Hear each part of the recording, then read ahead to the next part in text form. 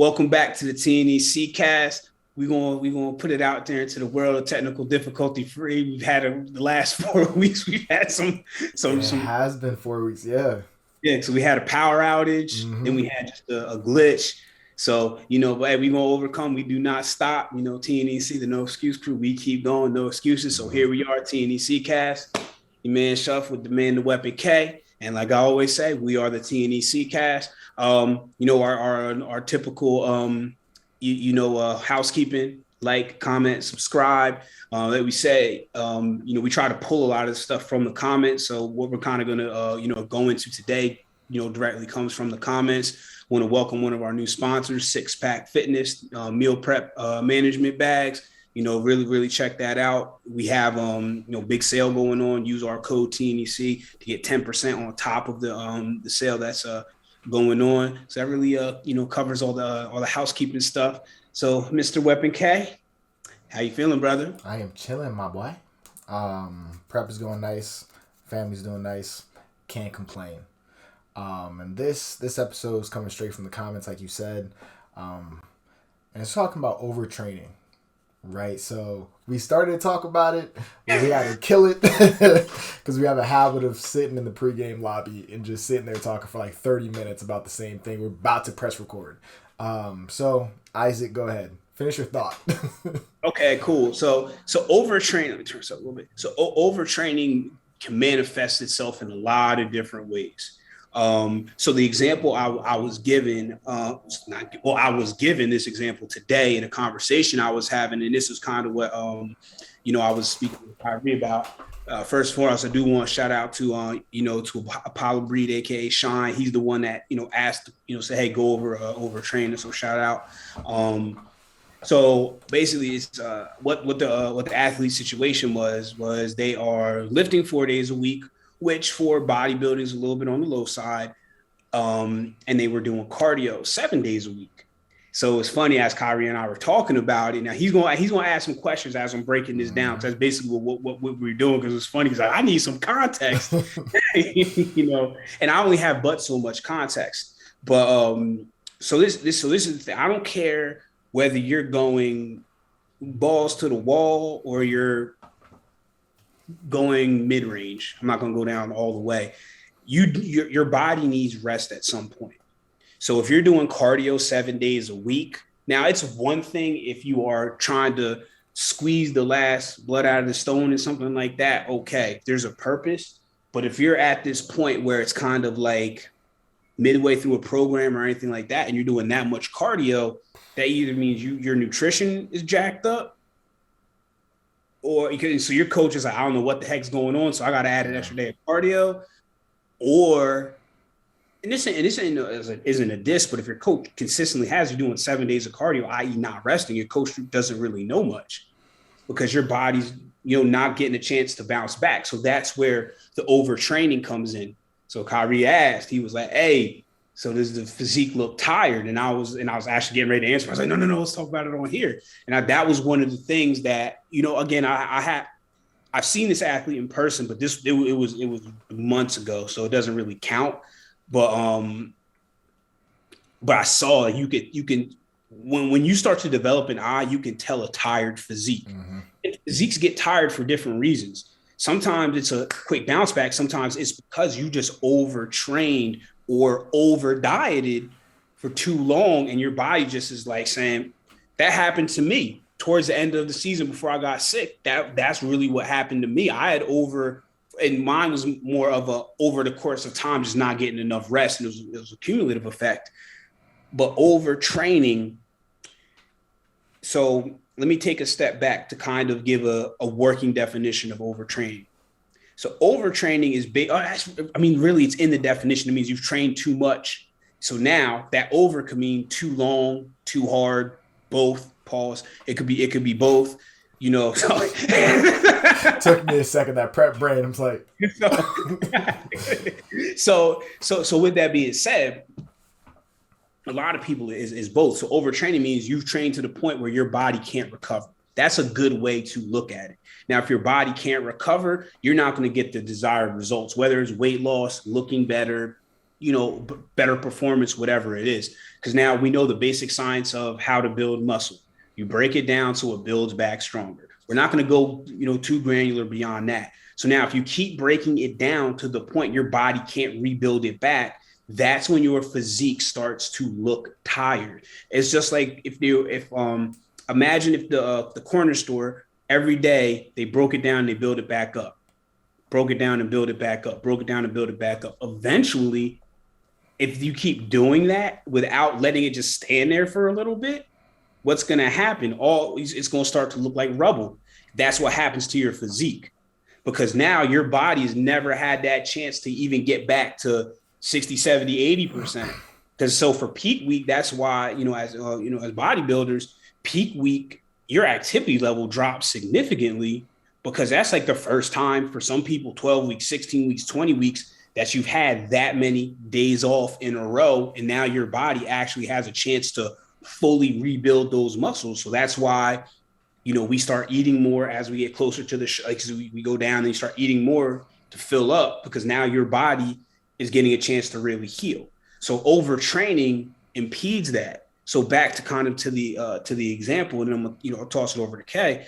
When you're overtraining, such as this, and doing 7 days of cardio, now like I said, Kyrie was asking, so well, what kind of cardio? That I got a little bit of that, but then I also got that Sadly was doing 20 minutes additional after their workouts on top of that. So the body was just exactly. It was 20, you're doing 20 minutes a hit. So the body was just not having a chance to come. Forget responding. The body wasn't having a chance to recover at all. So now your body just says, I can't do no more, yo. I'm out. I can't, like, you're beating me. Like, I can't, you're beating me to a pulp. And that's what happens. The other thing is with overtraining, that's when injuries start to happen. Because first your body's really, really tired. Then so the other thing outside of injuries, your immune system starts to go down because there's no recovery happening. And that's why you look and feel haggard, because you're literally just beating down your body. You're going through. And that whole, no days off and all this other stuff. A lot of people that are talking that and still remotely look good, they have something to help them do that. And that is we're not here to comment, oh, this is bad, this, that, and the third. What we're saying is you got to understand what you're doing versus what somebody else is doing, which is why you should not compare. Because I'm gonna tell you something. There are some people that are loaded to the gills more than some professional bodybuilders, especially on the amateur level, especially at the NPC level. They damn sure don't like a gym bro, but because no matter what you're doing, you still need to recover. You still need to be wary of overtraining. So, okay, when you think about overtraining, kind of like tell us your thoughts on overtraining, and you would really have to try to overtrain, period. Like, that takes a lot of effort to overtrain, and you have so. A lot of people think they train hard, right? I think I train pretty hard, but there's always another level to it, right? Whenever I think about overtraining, I'm thinking rhabdo, right? That's period. You are really overtrained on the medical side, and you need to go see a doctor before you die. But going back to the client, it's just like, well, the person we're talking about.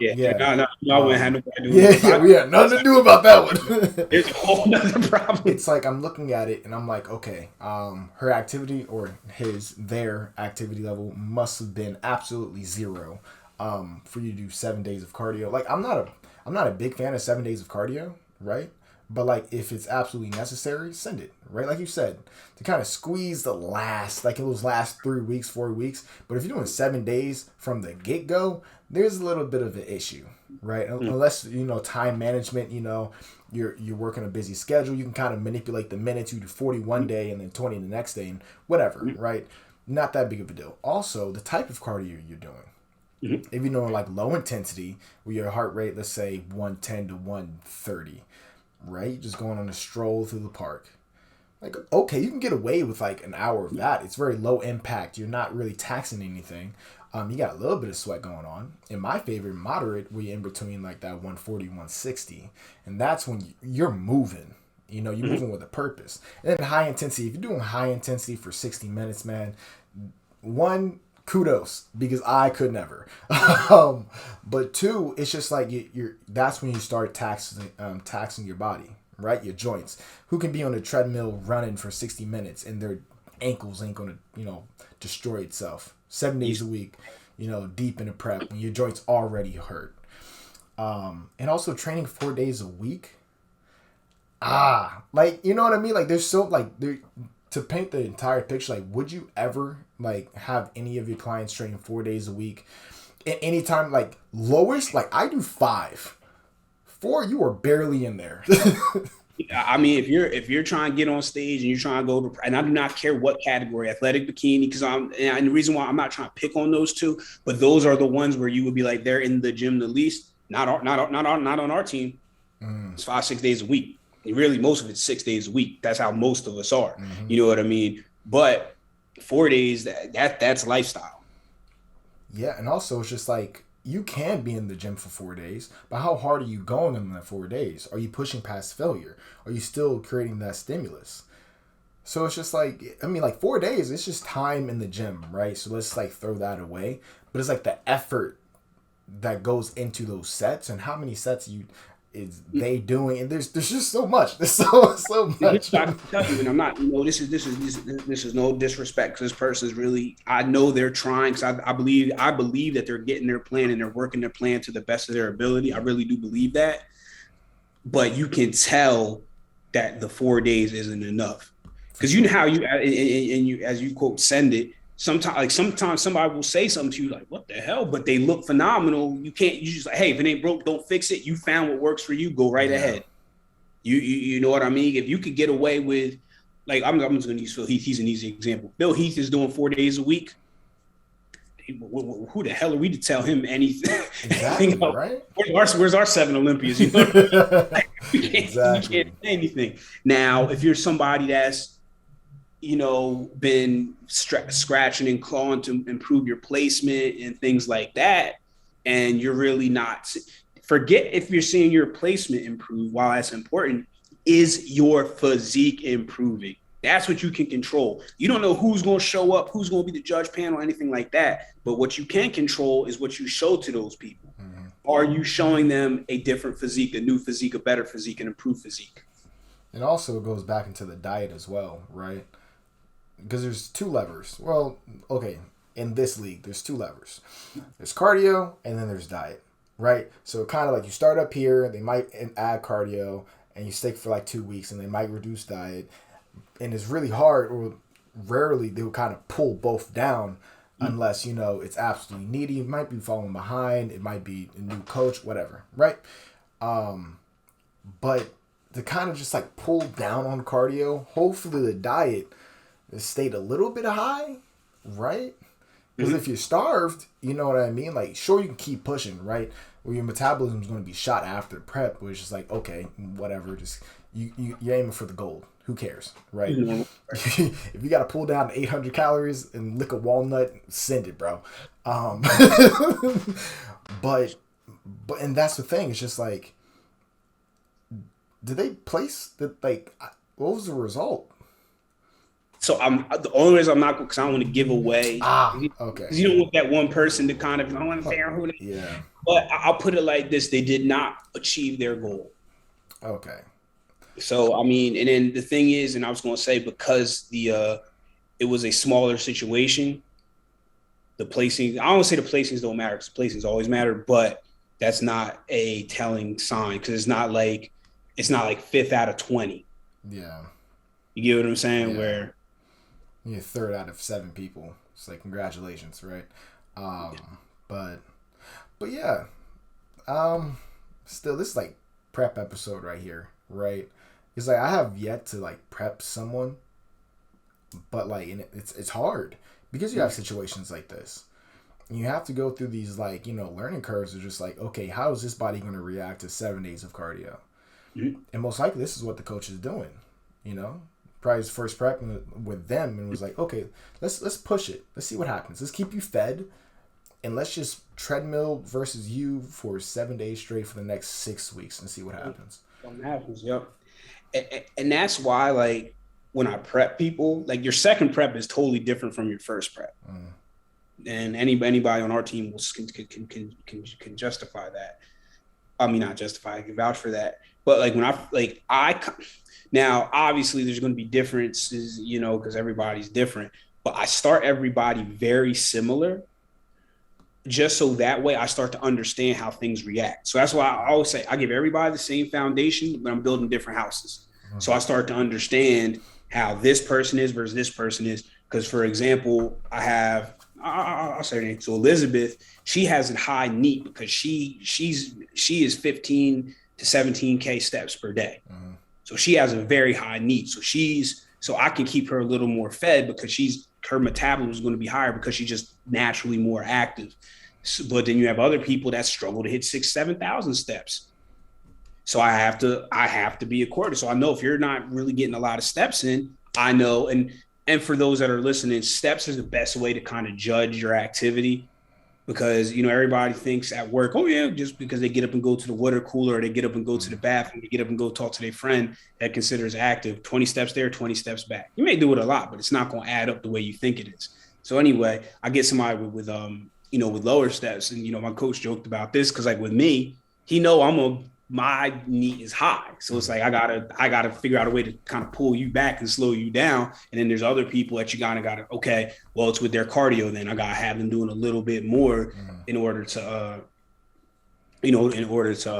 offset it. But that's where a lot of people can get caught. Cause kind of going back to who we were, who I was speaking about.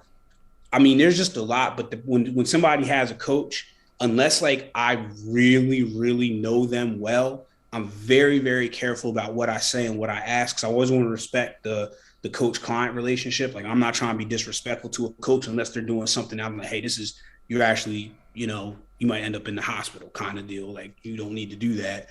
But you can just tell, man, when you look at the physique, like, it doesn't take, like, for us, I've been in the sport, it doesn't, you can like you can see a lot of things. Because the one thing you don't want to hear is somebody says you got to get a little bit tighter. That's okay. We can take that from show to show. Now you hear a double-digit number that you need to lose. As I know me, I'm just going to say from a coach standpoint, I'm ready to throw up. Like, I can't. That's a failure. That's a failure. I failed somewhere as a coach if they're telling you, yeah, you need to lose 10 to 15 more pounds. Yeah. We're not talking about transformation. You see what I'm saying? So, like, for us, I'll take, Kyrie and myself, feedback if it's ever about getting leaner or tighter. Those are the words. It's not 10 more pounds or even 5 more pounds. It's like, hey, you just got to come in and we know what that means. Just a little bit more. And then sometimes it's just tweaking the peak week protocol. Yeah. But that's where you want to be. That's where you want to be. That means you trained right where you needed to be, because if you're constantly, because I know, Kay gave one example. I'll give another example of somebody who I actually really admire. GT Fletcher is another good example of overtraining. Training the same body part, like he does curls every day. You know what I mean? But I mean, he gets to the point where, now I would not recommend this because it's not for the faint of heart, but he basically overtrained and then got over that. He like basically went through hell for a very long time to get onto the other side. That's not for the faint of heart, because then he built his body to be able to do that kind of training. That's not sustainable. That's just really, it just isn't, because outside of him, you don't see very many people that, do that kind of training. And that's why we talk about overall health, and that's where overtraining is part of, well, excuse me, let me phrase that. Not overtraining is part of, being healthy, because you want to feel some kind of good. Now, don't get me wrong. When you're in prep, there's a large amount of suffering, but now you don't want to add to it by overtraining, being in the gym. Because if, like, I'm just going to be real. If your lifts take 3 hours and you're lifting that whole time, stop it. That's what there's no, what are you doing? That's a lot of time, dog. Like you have to put that in perspective, man. I mean, honestly, I know somebody lifting that whole time, but I mean, they're doing a lot of thumb wrestling, but Lord. like, but they that's what I'm saying. Oh yeah, man, because they want to say that, and I tell them, in our sport, the judges don't care. Hello, a judge, we don't care. I'm not looking at when you're up on stage. You know what I'm saying? At 3 hours, they get you where you wanted, where you thought it was going to get you. Yeah, or I should say that 3 hours. But that's the thing, man. Overtraining, y'all gotta be you gotta go from the bazooka to the sniper. Champions are snipers in this sport. Point blank. Period. Talk to them. I mean, you see it. I mean, look. I get the chance to bend the ear of some of the most successful people in this sport on both sides. All are snipers, no bazookas. I'm being serious when I say that. That if we got the Cooper Gems. What do we call it? The Cooper Gems? Is that it? Nuggets. Cooper Nuggets. Yeah, the Cooper Nuggets. Where there goes some Shuff-ish right there for you. Man, see, you know what I mean? Beast, because then shout out to Susie. I told her about it. I was like, you gotta stop being a bazooka and start being a sniper. That's where you really start to see. And I used to be a bazooka. All the daggone running I would do. Like I did a lot of things I was overtraining with the running. I was doing a lot of overtraining myself, and I've learned to get better, and I'm seeing the result of that. So here's 2 cheat codes to this lifestyle or contest prep or anything. Increase your steps, and you get more food. You can't beat that. You cannot beat that. Like yesterday, me and my wife went on a walk in the park. Just because. Increase your steps. And I think, funny enough, you was like, it took 20 steps just to get to the water cooler and back. I looked at my steps for 2 days ago, and I was at work, and I had a sit down job that day. And I took 0 steps in the span of 2 hours. I was watching Amazon Prime right here. You see?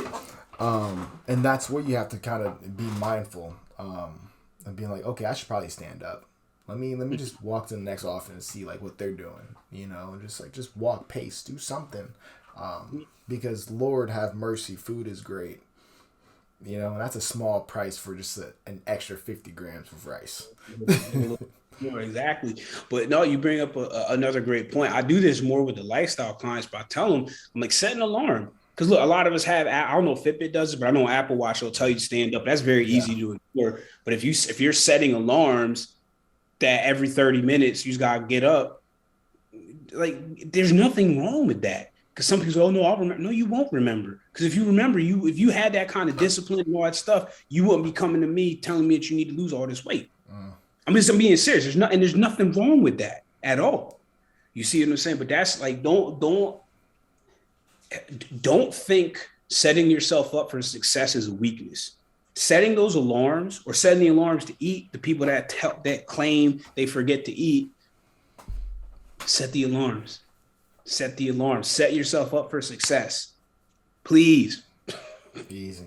You got anything else for the people? Nah, just tickets are on sale for DSC, session 1, session 2.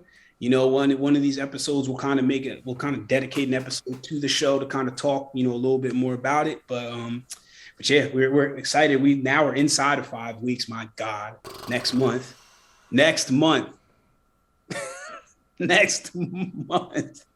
Jeez. Yeah. Where's time go? I swear, this time is flying, man. I know. I remember we were like, so yeah, got our first registration to literally now one of the biggest shows out, one of the most talked about shows out, and that's an extreme blessing.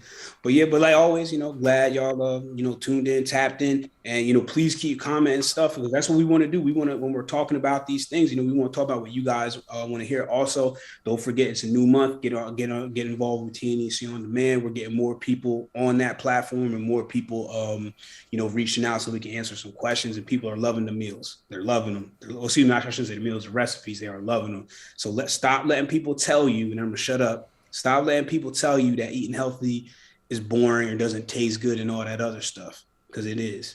I mean, it was not, excuse me, because it isn't boring and it can taste good. Because it is. I mean, You know what you said. Oh man, another tip, like just learn how to cook, man. Like that's a big one. It's just because people be like, yeah, I just like boil my chicken. Like, what seasoning you use? Seasoning? I'm not allowed to have salts. Like, who told you that? yeah. And there's a healthy alternative for everything nowadays, dog. Yep. But yeah, thank you guys for watching, and we'll catch you guys next week. Later.